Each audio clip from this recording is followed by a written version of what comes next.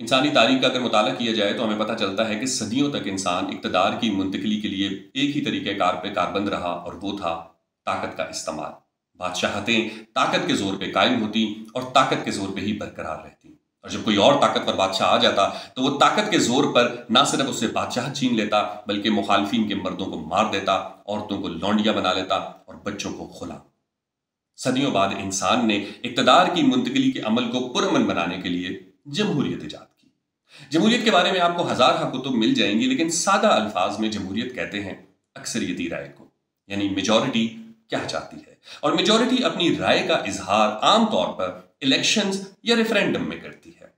और जिस इलेक्शन में 50% से ज्यादा टर्न आउट हो जाए, यानी कुल वोटर्स, कुल आबादी नहीं बल्कि कुल वोटर्स में से अगर 50% लोग बाहर आकर अपनी राय का इस्तेमाल कर ले तो वो इलेक्शन एक कामयाब इलेक्शन तस्वुर होता है, और उस इलेक्शन का फातिह अक्सरियती अवाम का नुमाइंदा तस्वुर होता है। अगर हम इसे मजीद डायसेक्ट करें तो हमें पता चलता है कि 50% लोग जिन्होंने राय इस्तेमाल की होती है उसमें से 16 या 17% लोग अगर किसी एक शख्स या एक पार्टी के हक में अपनी राय दे दें तो 16 या 17% वोटों से मुंतखब होने वाला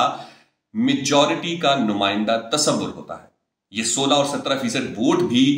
कौम, मसलक, मजहब की बुनियाद पर दिए जाते हैं। लेकिन हम फिर भी इस बात पे कायम रहते हैं कि जमहूरियत ही इक़्तिदार की मुंतकिली का बेहतरीन अमल है, और वो शख्स जिसे 16 या 17% लोगों की हमायत हासिल है वही अक्सरियती अवाम का नुमाइंदा है। और अगर कोई पार्टी या कोई शख्स जमहूरियत के बजाय, जमहूरी अमल के बजाय ताकत के जोर के ऊपर इक़्तिदार हासिल करने की कोशिश करे या ताकत के जोर के ऊपर अपनी बात मनवाने की कोशिश करे तो हम पूरी की पूरी रियासती मशीनरी उसके खिलाफ इस्तेमाल करते हैं। रियासती मशीनरी हम कराची में, वजीरिस्तान में और बलूचिस्तान में इस्तेमाल होते हुए कई दहाइयों में देख चुके हैं। लेकिन अब सूरत हाल इससे भी दिलचस्प है।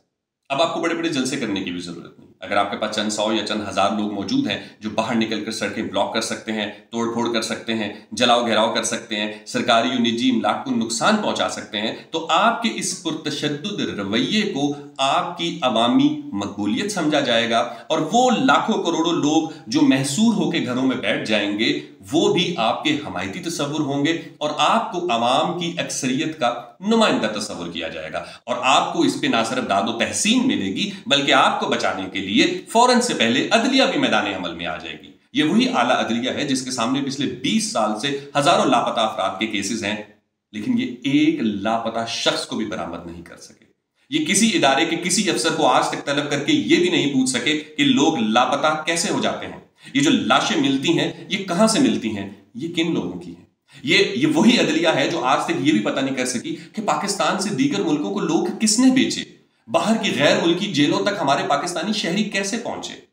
ये वही अदलिया है जो तालिबान के बारे में, TLP के बारे में और बलूचिस्तान के लोगों के बारे में तो बिल्कुल वाज़ेह मौक़िफ़ रखती है कि वो रियासती मशीनरी के साथ रहेगी, और रियासती मशीनरी ताकत के जरिए तालिबान को, ताकत के जरिए TLP को और ताकत के जरिए हकूक मांगने वाले बलोचों को कुचलेगी। लेकिन अगर यही रवैया और यही रविश उनका मनपसंद लीडर, उनकी मनपसंद पार्टी और उन्हीं के तबके के लोग इख्तियार करेंगे तो उन्हें मुकम्मल कानूनी तहफ़्फ़ुज़ फराहम किया जाएगा। क्यों? क्योंकि इसे तशद्दुद नहीं, इसे अवामी हमायत कहते हैं। तो अगर कल को TTP या कोई और ग्रुप मुसल्ला जत्ते लेके शहर में बाहर आ गया, शहरियों को महसूर कर दिया, फौजी और सिविल तंसीबात को नुकसान पहुंचाने लग गया, तो तब भी चीफ जस्टिस साहब और बाकी अदलिया और बाकी सहाफ़ी और बाकी सियासतदान, तब भी आपने यही कहना है कि ये ताकत नहीं है, ये तशद्दुद नहीं है, ये अवामी मकबूलियत है। क्योंकि अगर तशद्दुद ही इक़्तिदार की मुंतकिली का रास्ता है